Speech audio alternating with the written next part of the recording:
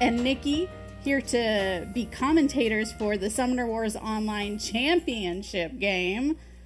SIP, SIP as I like to call them, is playing the Polar Dwarves. And Dunky is the Savanna Elves. Who do we think is going to win? We put a link. Yes, Joe made a Google form for everyone to fill out who they think is going to win. So I played a game of Polar Dwarves online this week to be like, know how everything the Polar Dwarves do, and I got massacred. The Polar Dwarves tricks they're particularly good in competitive play. In high-level play, they like to bounce the opponent's summoner around and get them into really weak spots and get them surrounded. That's kind of their secret weapon. Yeah, I'm not good at moving gates around where I need them. Structures. Let's see if SIP is. Are we ready to get this started? The Savanna Elves are looking for like a combination of event play that gives them a big, giant crack at something. Really, taking out a champion in one hit can really cause a big waste of magic on your opponent's side, give you momentum, and if you can get to the summoner with that big hit. So those are the things I'm looking out for. All right, so we've got some viewers. Let's see if I can push this play button. Do it. And start this game. All right. Move the lioness back. Are you going to be the commentator and I'm color commentator? I don't know how this is going to work, but hitting the frost mage. I got to Joe set this up. So that we decide when it advances? Yes, yeah. Gotcha. So that's not much on the frost mage, but it gets 2 attacks. All right, frost mage is nearly dead. Probably didn't go in there expecting to kill the frost mage. Just have to attack something so it doesn't take that summoner damage. But they moved the lioness to the back row. That's interesting. I usually just go in for the kill somewhere. I was in this tournament and lost in the first round, so I don't know why I'm the professional calling it. But you're the designer, so you're supposed to say you threw the game. Okay, I threw those games to make the people in my bracket feel good about themselves. All right, so we got the frost mage went after the archer. Didn't do any damage there. That's always a possibility. Gotta get more structures around that frost mage. Chant of growth here. Is this a good move? Who did he target? The rhino. Oh, he's gonna try to boost the rhino up. Make a long distance strike. Probably wants to try to get some more attack power on that. Joe is trying to get me to go over stats. I don't remember any stats you sent, Joe. So it's just ill prepared archer and the mage going back and forth. We need those classic stats like they pull up in football commentary. Oh, that's the first time since 1983 that there's been back-to-back. Do people enjoy those? You watch football. Yeah, people. That's what they're there for. Oh, them stats. Yeah, that's why I watch football.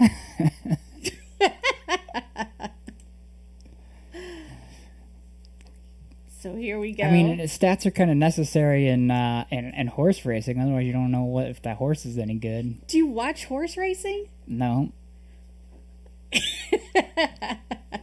All right, let's see here. Chant of power played. Okay. That was good. That's a little low, below what would be average for that roll. But gets to attack twice. Shot, so yeah. That's I don't know if that's optimal use of the power there to take out maybe even a living one. The ice golem maybe trying to hurt the Polar Dwarves' momentum. So I can see that the Polar Dwarves are going after the gates. You like to do that a lot when I play Summoner Wars against you. Well, they don't move around, so they're kind of easy targets to go after. You don't have to expose a lot, oftentimes, to go after them. Yeah. Like, he built that parapet in front of Savanna, and a unit can just move out of the way and avoid getting the shots from Savanna that they can't attack back, whereas, like, the gate gets stuck there. That's clever. Unless you're the Polar Dwarves. Let's see. Chant of Entangling. Now this lets him swap abilities between two. So he might be giving the Rhino a double attack. Does he have enough boost on the Rhino to get it back at a good target? Let's see. He's giving the Rhino... So he's going to go in and just, smash with the Rhino. Trample over some things. And now the Lioness also has the Rhino's move, so it can get up there to the target. And he really does not like ice columns being alive. He's making those primary targets. Well, there's one down.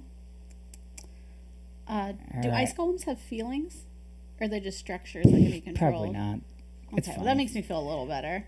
Gonna do some ice ramming. Who's gonna get hit here? Now, this is probably why they don't like the ice columns being out. They're a great target for ice ram because they get their own move. Ice ram works when something is moved. Now glacial shift. This is the classic combo. Oh yeah. Ice ram into glacial shift. These poor animals. Pushing everything around, beating everything up. The Rhino is going to lose a bunch of that life at the end of the round when it no longer has the lion's abilities. Poor lion.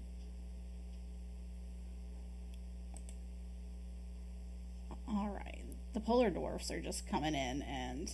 Well, that's the big combo. And they can do that twice because there's 2 of every event. That Rhino's still alive. That Rhino... Still trampling. Still trampling. That's the name of my album. My hit country album. Still trampling. All right, Rhino got rid of somebody. Last murder before they're out, I'm sure. Oh. And there goes another golem. That's the way to help mitigate that big combo. We've seen a lot of the ice golems out, so I haven't kept count, but gotta only have 1 or 2 left. One just came out. Oh, that gate is down. Can control the summoning spots, especially if you can move some gates up onto their gates. Because you've got a few extra structures to clog stuff up. So right now, who are you predicting is going to win? It's still anybody's game at this point. If I had to pick, you do. I'm going to say Savanna Elves. I think they still have a big combo in their pocket. All right, I'll say Polar Dwarves because they took out that gate and they did some cool stuff. The Savanna Elves seem to be... The Polar Dwarves are running out of tricks. Savanna Elves are trying to maintain. Alright, I think that's the last ice golem. I think we've just seen all the ice golems. Okay.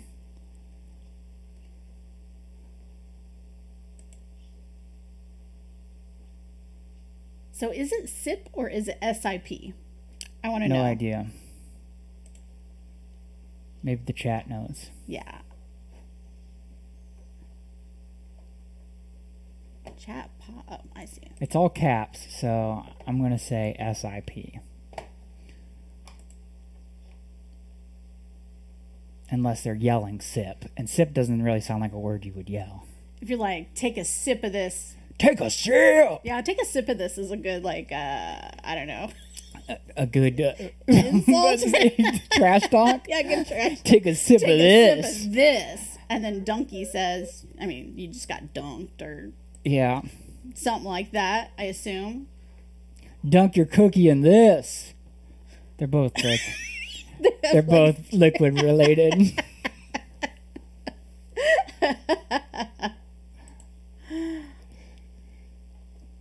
I'm gonna take Get dunked on. That's all we're gonna do is just come up with cool trash talk.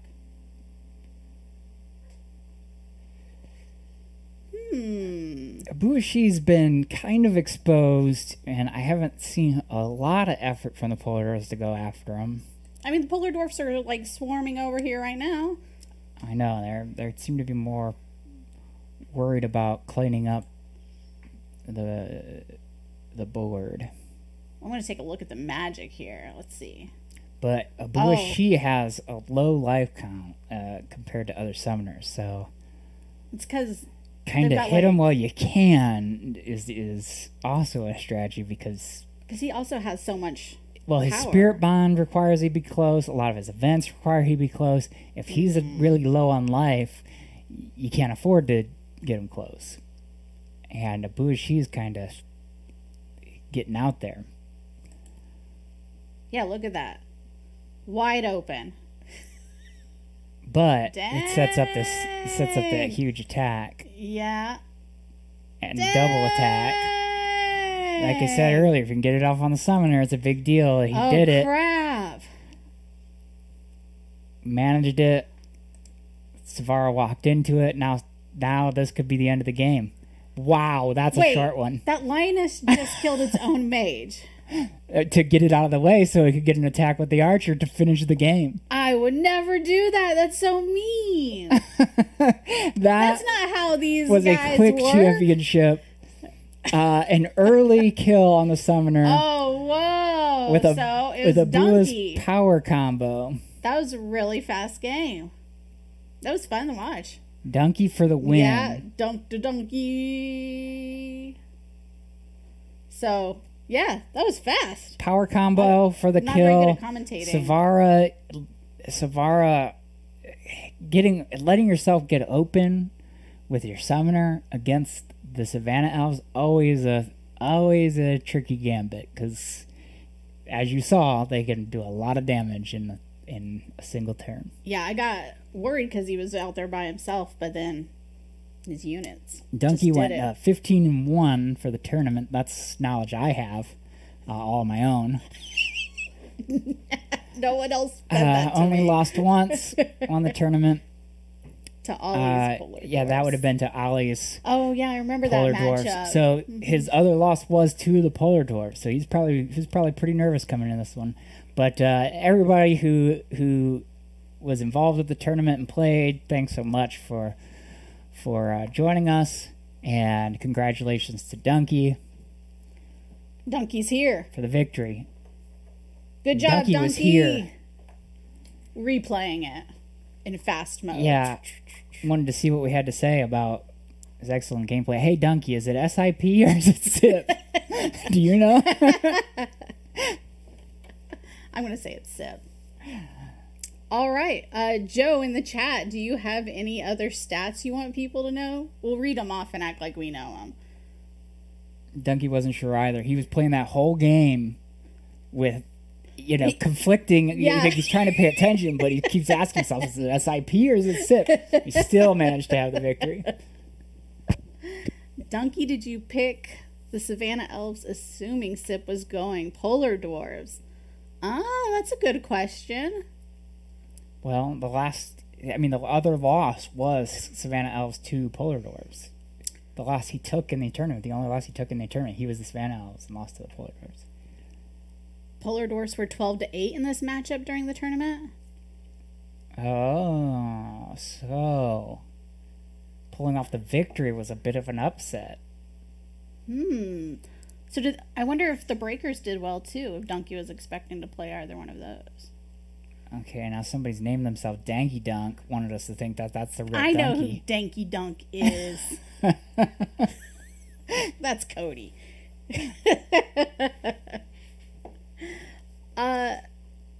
Polar Dwarfs 55.7%, Savanna Elves 44.7%. So the Polar Dwarves had a 55.7% win rate. The Savanna Elves had a 44.7% win rate. So, going in here, Polar Dwarves were the favorite.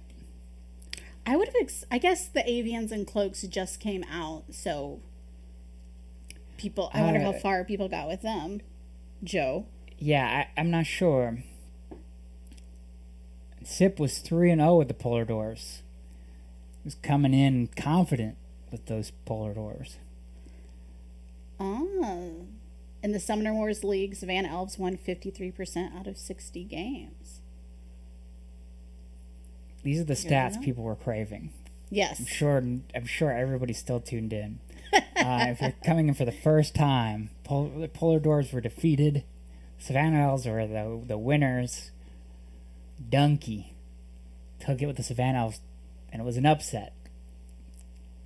Cloaks won 57% of their games, and they're a new faction. So people are figuring them out pretty quick. Yeah. Avians 47%. I'm an Avians stan. I like the Avians a lot. So yeah, they were top in the tourney. So the Cloaks outperformed the Savanna Elves in the tournament. And the Cloaks they outperformed the Polar Dwarves too. They were the highest winning faction in the tournament. Probably chosen a lot. It's always fun to play something new. Yeah. And they're cool looking. Yeah. So, does anyone else have any questions in the chat? Anything Summoner Wars related? You got Colby here. He knows. Maybe. You're supposed to know everything and be very confident about it. All right. Joe wasn't able to be here to commentate since he is quarantining at home. But I like that he's been active in the chat. Joe has the avian flu. Oh, whoa. A teaser for new content.